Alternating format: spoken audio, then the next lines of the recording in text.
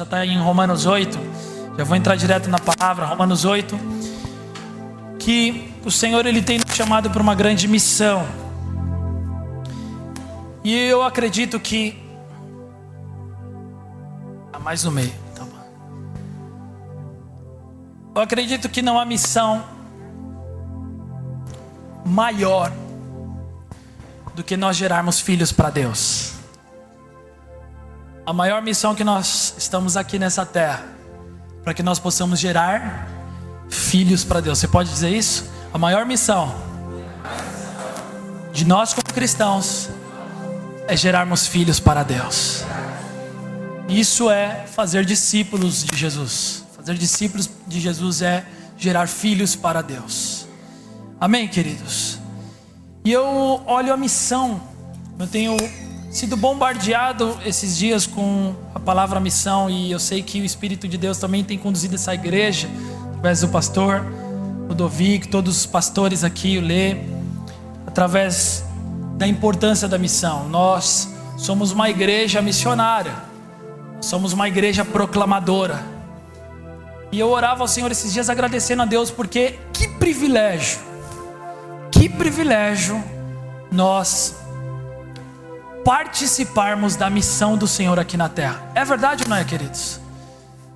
Queridos, não há privilégio maior do que nós participarmos desta glória de Deus.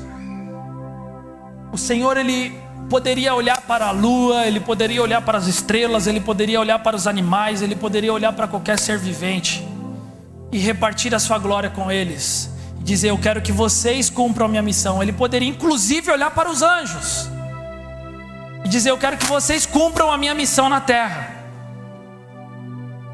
Mas Ele não olhou para coisas extraordinárias, até mais do que o próprio homem. Mas o homem, eu digo ser humano, homem falho, limitado como eu, como você, o Senhor, Ele escolheu nós para que nós possamos ser os cumpridores da sua missão aqui nessa terra.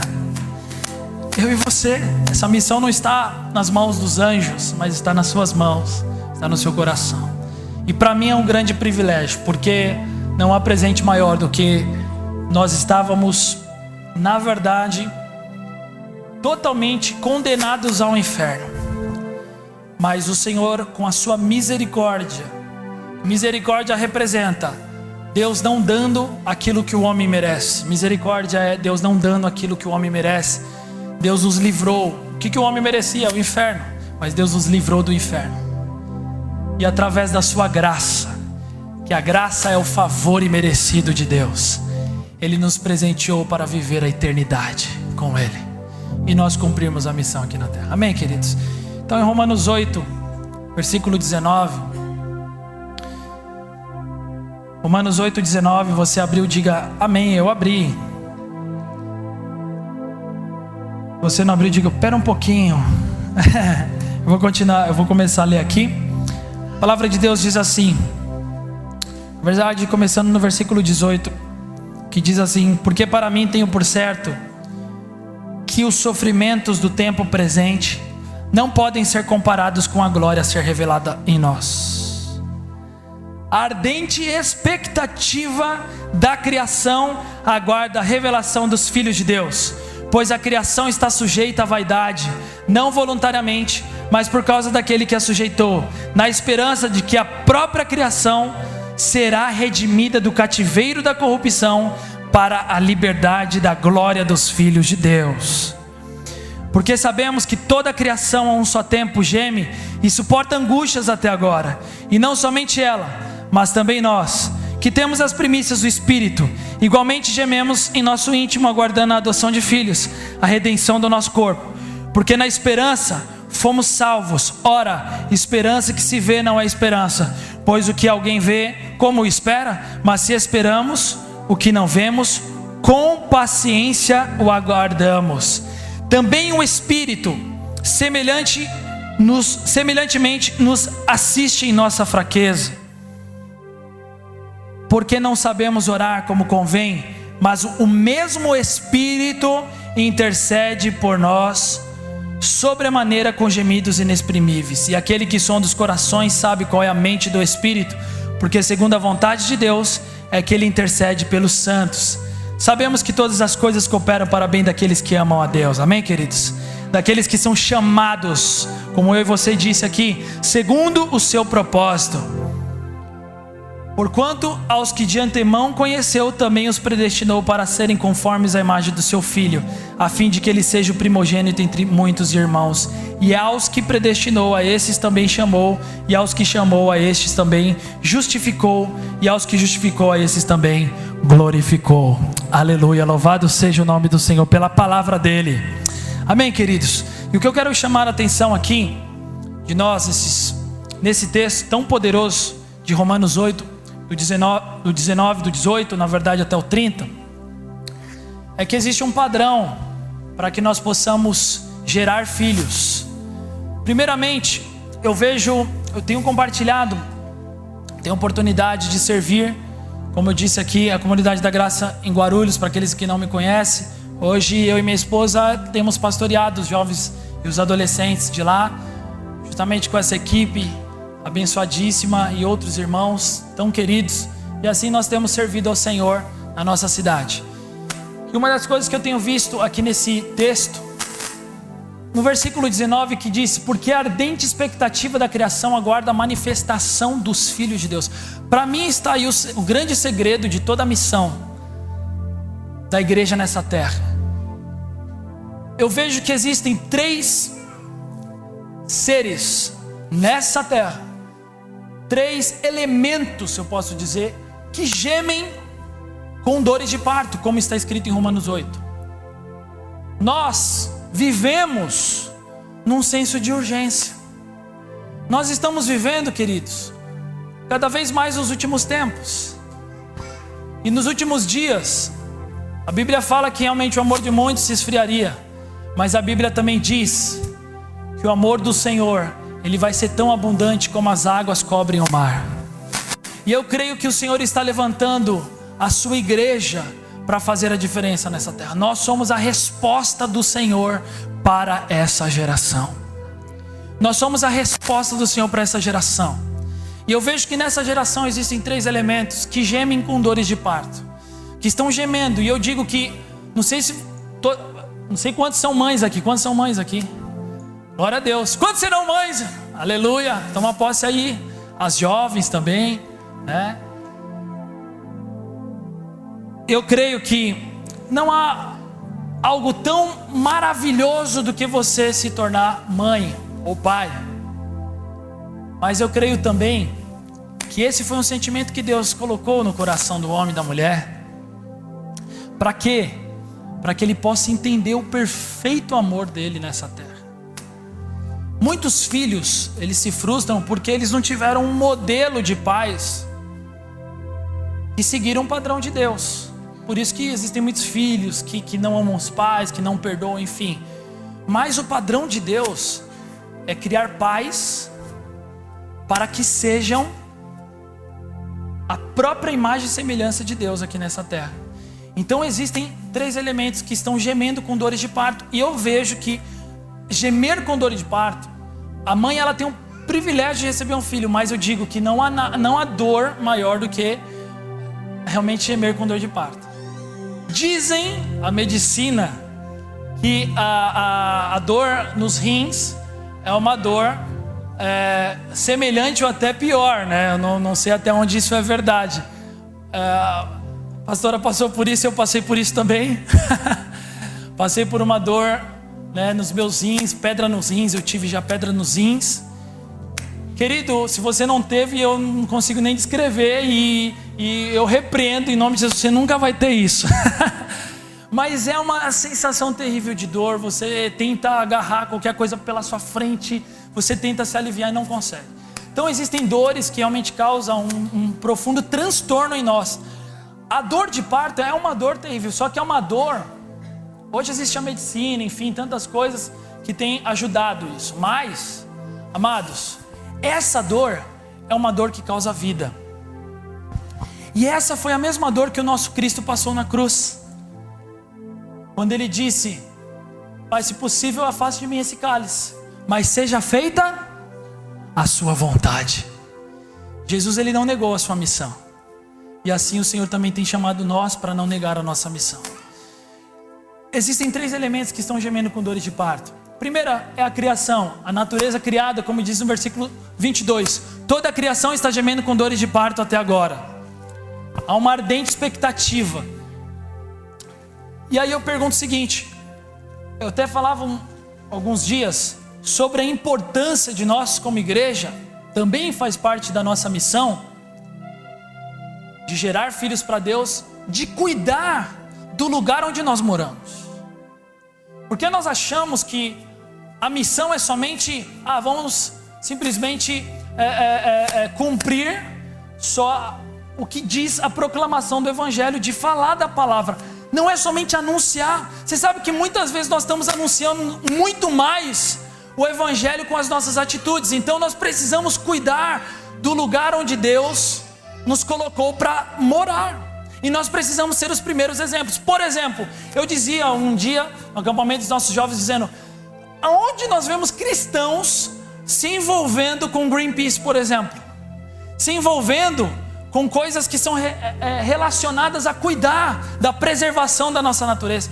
E eu disse isso com propriedade, porque existia um jovem ali em Guarulhos que ele diz: olha, Samuca, eu sou o único cristão que eu conheço ali de um departamento que eu faço parte do Greenpeace, e os demais são tudo espíritas e outras religiões, mas inclusive eles dizem assim para mim: mas vocês vão servir lá o Deus de vocês enquanto a gente está fazendo certo. Então, o que eu estou dizendo, queridos, é que nós como igreja, não que a gente tem que servir ao Greenpeace, mas nós devemos preservar onde nós moramos. Por exemplo, hoje a grande temática é o quê? A água. Não é verdade? A água. Então eu vejo que existem pessoas que ainda não entenderam a situação emergente que a gente vive na cidade, e ainda não tem compartilhado de uma educação nisso. Por exemplo, preservar, cuidar, sabe? Economizar, servir. Então tudo isso faz parte também da nossa missão, porque a natureza ela geme. E a Bíblia fala que juntamente com isso, a criatura, o ser humano, ele geme. Quero fazer uma pergunta aqui: todos nós nascemos filhos de Deus, sim ou não? Nascemos filhos de Deus, sim ou não? Não nascemos filhos de Deus. Nascemos criaturas de Deus. Sabe quando você vai evangelizar o perdido lá fora, e você diz assim: Jesus te ama. Ele falou: você também, não é verdade? Jesus te ama, você também, ama nós todos. Você vai evangelizar aquele que está lá fora, você vai dizer: Jesus te ama. Ele fala: ama nós todos. A outra coisa, ele fala: todos nós somos filhos de Deus, não é verdade? Mas a verdade, nem todos são filhos de Deus. Filhos de Deus só se tornam filhos de Deus quando recebem Jesus Cristo como Senhor e Salvador. Precisam aceitar o sacrifício que está escrito em João 1,12, porque todos aqueles que receberam deu poder de serem feitos filhos de Deus. Então nós nos tornamos filhos de Deus. Então nós precisamos mostrar isso a toda criatura. Eclesiastes 3,11 diz: Ele fez tudo apropriado ao seu tempo, também colocou no coração do homem o desejo pela eternidade. Mesmo assim, este não consegue compreender inteiramente o que Deus fez. Olha que interessante, queridos, aqui é uma revelação poderosa da palavra de Deus. E Eclesiastes está dizendo que todo homem já nasceu com o desejo pela eternidade. Todo homem nasceu com a necessidade de servir a Deus. O Senhor já colocou no coração de todo homem o desejo pela eternidade. Mas, por eles não servirem a Jesus, de repente muitos não desde pequeno, ou de repente seguiram para outros caminhos, onde eles tentam procurar a verdade. Tentam procurar a verdade, fazer da árvore o seu Deus. Na Índia, quantos deuses existem? Então, o Senhor, Ele colocou no coração de cada homem o desejo pela eternidade. Mas eu creio, queridos, que o Senhor, Ele está fazendo uma grande revolução nesses dias no nosso coração, porque o ser humano é o alvo do amor de Deus. Você pode dizer assim: eu sou o alvo do amor de Deus. Diga assim: o Senhor, Ele tem prazer de saber o que eu estou pensando, o que eu estou sentindo. E amados, eu vejo que por causa de uma decisão de fé, a criatura pode se tornar filho. Por causa de uma decisão, a criatura pode se tornar filho. E essa decisão, ela tem que ser uma decisão consciente, de realmente entender que ela não pode ser salva por ela mesma, que ela não nasceu salva, mas Jesus Cristo pode trazer essa reconciliação. Eu vejo que o arrependimento é a lágrima dos olhos da fé. E quando eu ministrava isso algum tempo atrás, eu pude me contentar, porque eu vi o meu vizinho. O ano passado eu e minha esposa colocamos um propósito de gerarmos filhos para Deus. Nós colocamos isso como um grande desafio. Falei: Senhor, eu quero dar frutos. Eu não quero dizer somente para a igreja, eu quero dar um fruto ao Senhor. Nós colocamos como alvos até mesmo abrir uma célula na nossa casa, mas não tínhamos dimensão, não conhecíamos muita gente no nosso prédio. E eu comecei a focar e a evangelizar e a convidar os meus vizinhos. E aí eles aceitaram o convite de ir para um acampamento, um dia do acampamento conosco. E no dia que eu estava ministrando, dizendo que o arrependimento é a lágrima nos olhos da fé, eu pude me contentar porque eu vi o meu vizinho saindo do seu lugar e dizendo: eu quero receber Jesus Cristo como Senhor e Salvador da minha vida. E daquele dia em diante ele decidiu realmente mudar toda a sua vida. E aí ele começou a ganhar os seus pais, que estavam separados já há muitos meses. A sua mãe já estava morando no interior, eles já estavam casados há 35 ou 40 anos, se eu não me engano, e estavam morando no interior, a mãe e o pai aqui. E ele saiu daquele acampamento dizendo: eu vou reconciliar meus pais hoje. E ele saiu de lá e falou que ele tinha conhecido alguém maravilhoso na vida dele. E ali ele começou a gerar também. Gerar. No mundo espiritual, ele começou a orar pela família dele. E eu quero dizer, para resumir, tem muitos testemunhos aqui, mas para a glória do Senhor, ele e toda a casa dele estão servindo ao Senhor conosco lá na Comunidade da Graça. Nós abrimos uma célula, agora estou formando eles, e no começo desse ano eles vão começar a liderar, porque já está multiplicando essa célula que começou comigo, com a minha esposa e com esse casal de vizinhos. Para a glória do Senhor, eu disse assim: eu quero ganhar todo o hall do meu prédio. Lá já são 4 famílias, agora tem mais 4 do outro lado, e nós vamos ganhar todo mundo, porque eu e meu vizinho estamos com esse propósito, no nome de Jesus. Amados, eu creio que essa é a maior missão que nós podemos dar ao Senhor. Essa é a maior missão, é a gente entender que a gente não vem ao culto simplesmente para receber uma boa palavra e ir embora, mas nós vamos sair daqui e nós vamos começar a gerar. No mundo espiritual, você pode começar a gerar na tua vida, com lágrimas, aquela pessoa que você vai conquistar neste ano, que você vai ganhar para Jesus neste ano. E essa é a primeira, por quê? Porque a criação está gemendo, as pessoas estão dizendo assim: por favor me evangeliza, por favor fala de Jesus para mim, por favor eu quero conhecer este amor. Só que elas têm vergonha de falar isso para nós, elas têm muitas vezes medo de falar isso para nós, porque tem medo de mudar e acontecer uma loucura e ficar crente. Elas têm orgulho que a sustenta, então é uma luta constante. Meu vizinho dizia: Samuca, quantas vezes você deu um convite para mim? E eu dizia assim: hoje eu tenho um compromisso, eu não vou. Mas quando ele fechava a porta, ele assistia o Faustão. Não tinha nada. As pessoas, elas estão relutando, mas ele lá no fundo dizia: eu preciso disso. Até que o Espírito Santo, ele veio e fez uma grande obra na vida dele. Então as pessoas, elas estão gemendo com dores de parto, para que nós como igreja nos levantemos. Amém, queridos? Pode passar. A segunda coisa que nós mesmos como filhos gememos, e não só ela, mas nós mesmos que temos as primícias do Espírito. Quantos têm as primícias do Espírito aqui, do Espírito Santo? Também gememos em nós mesmos, esperando nossa adoção como filhos. Essa é a manifestação dos filhos de Deus. E eu creio que é onde o Senhor começa a nos levar, para nós começarmos a gerar filhos. Paulo dizia assim, que ele dizia gemer com dores de parto para que Cristo se forme neles. Então Paulo dizendo assim: eu quero gemer com dores de parto até que Cristo se forme. Nós estamos sendo aperfeiçoados dia após dia. Você não chegou aqui já prontinho, bonitinho, cheirosinho, embora chegou cheirosinho sim. Mas você não chegou aqui perfeito, e nem vai ser perfeito até a volta de Cristo. Nós estamos sendo aperfeiçoados todos os dias.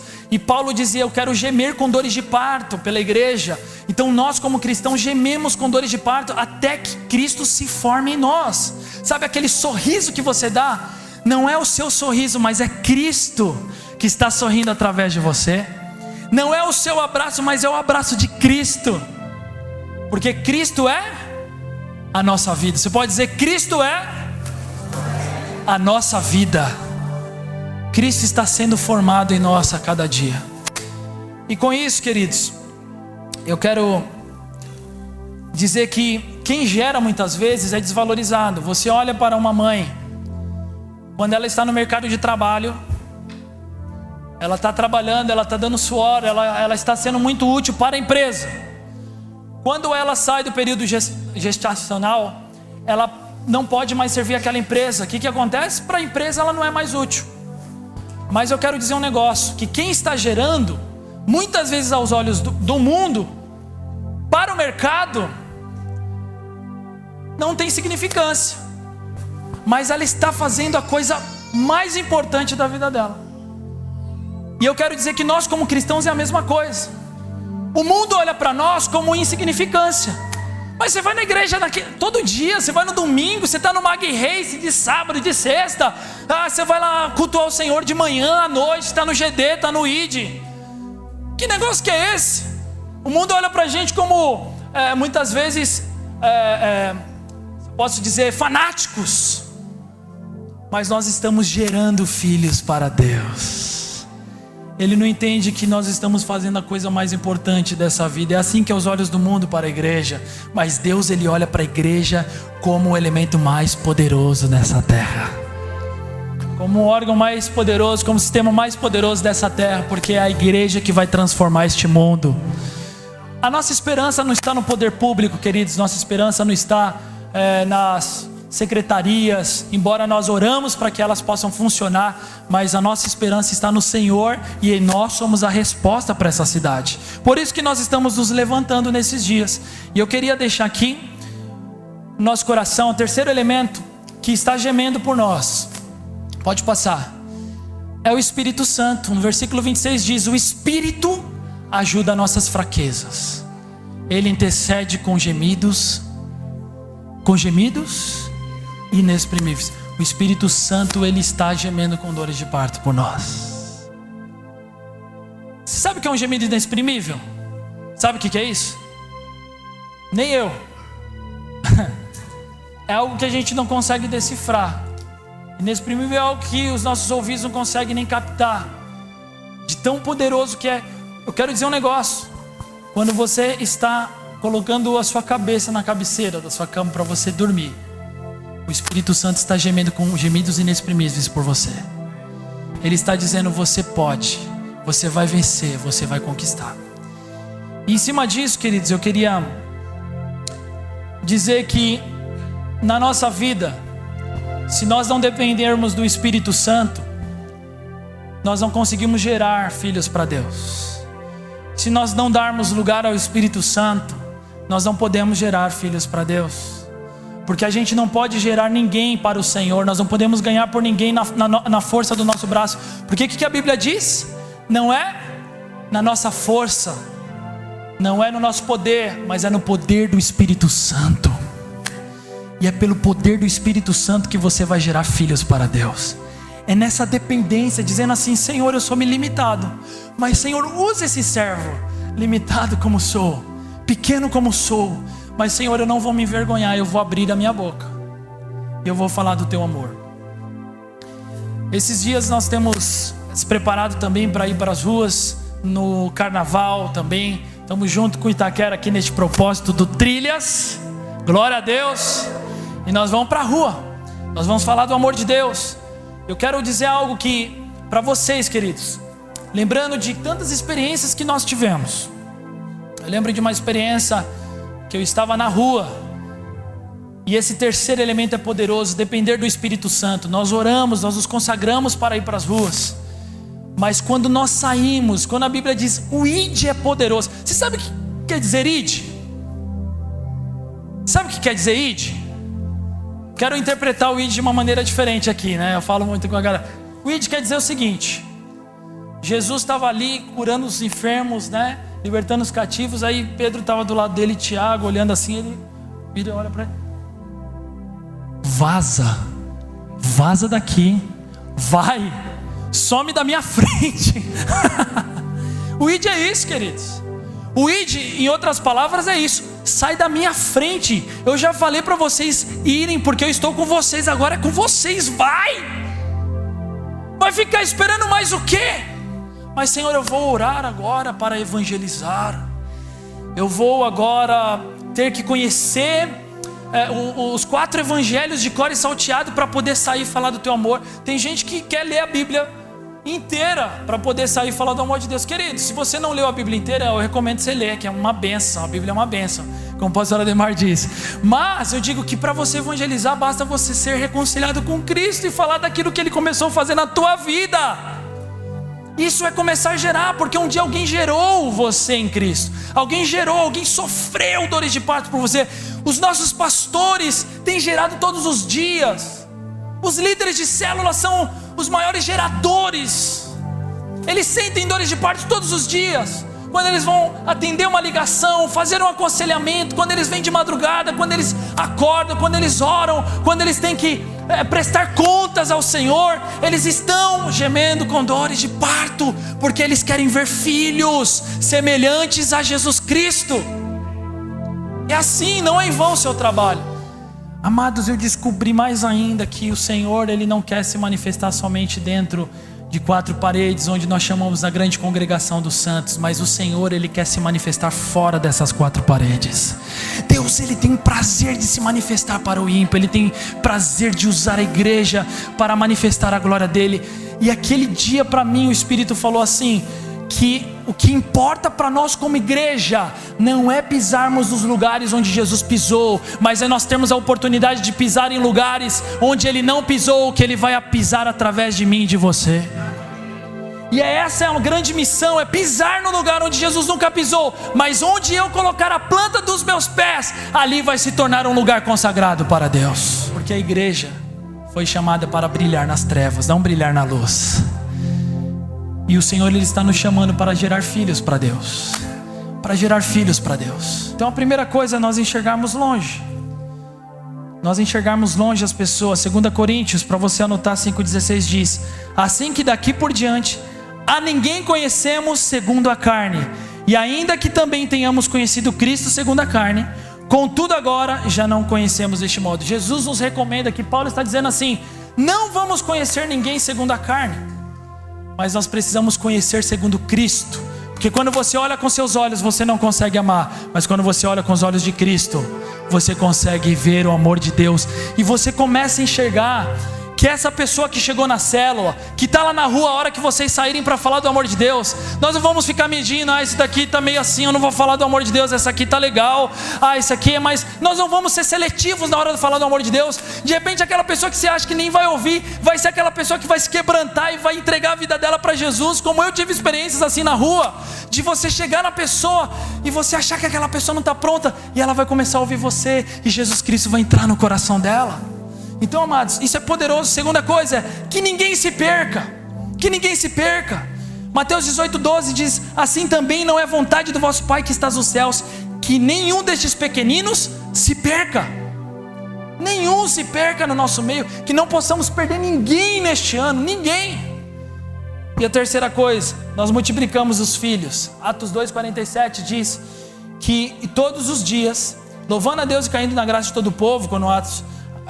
eles viviam aquele mover de Deus, disse: todos os dias acrescentava o Senhor à igreja aqueles que se haviam de salvar. Todos os dias o Senhor acrescentava. Eu fico entendendo esse mistério. Eu fico perguntando, pastor: Senhor, que mistério que é esse? que Deus só acrescentava na igreja de Atos aqueles que iam salvar. Ninguém se perdia. Amados, nós temos que gemer com dores de parto para que ninguém se perca. Sabe o que é isso? Nós precisamos gastar tempo de oração, nós precisamos trabalhar, nós precisamos gemer com dores de parto. Você precisa arregaçar as mangas e dizer: eu vou levantar de madrugada, mas eu não vou deixar essa pessoa ir para o inferno. Eu não vou perder esse discípulo, eu não vou perder a oportunidade, eu não vou deixar essa pessoa. Eu vou atrás dela até o fim. Sei que vocês estão se preparando para sair, e vocês estão trabalhando para que as células de vocês sejam cada vez mais evangelísticas.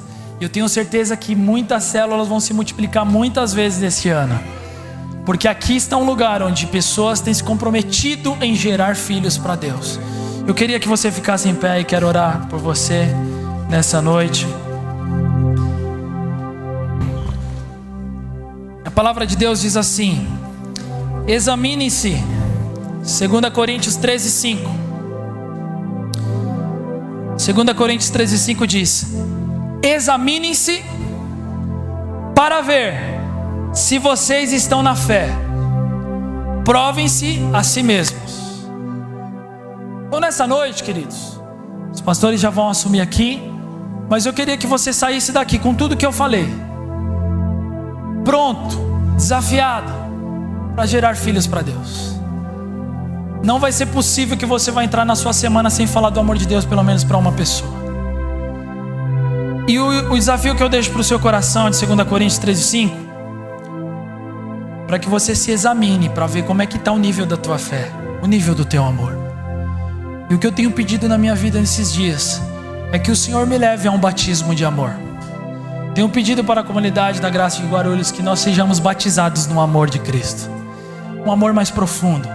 Um amor que não se contente simplesmente em vir cultuar um bom culto e ir embora, mas é um amor que faz a gente se despertar pelas madrugadas, para dizer: Deus, não é possível estar aqui deitado e alguém está morrendo lá fora. Este amor que fez Jesus chorar lágrimas de sangue, este amor que fez os discípulos realmente virarem este mundo de ponta cabeça, este amor que fizeram Pedro ser crucificado de cabeça para baixo, este amor que fez muitos serem mártires e não celebridades, este amor que nós precisamos, amados, o amor que está focado em dar para as pessoas, em morrer por elas, em servi-las, é este amor que Deus quer nos dar no nome de Jesus. Você pode fechar os seus olhos e dizer: Senhor, batiza-me com este amor, em nome de Jesus. Batiza-nos com esse amor, em nome de Jesus. Batiza-nos com este amor em nome de Jesus. Batiza-nos com este amor em nome de Jesus. Batiza-nos com este amor em nome de Jesus.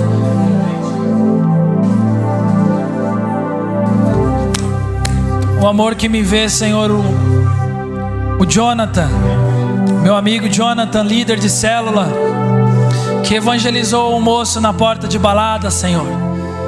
E ele ficou por 4 meses atrás deste moço, até que esse moço fosse batizado e estivesse nas células e agora sendo treinado para ser um líder. Senhor, este amor que não desiste das pessoas, este amor que persevera na oração, este amor que faz, ó Deus, a diferença no mundo, Pai, porque não há nada que nos diferencie do mundo que não seja o amor que está em nós, Jesus.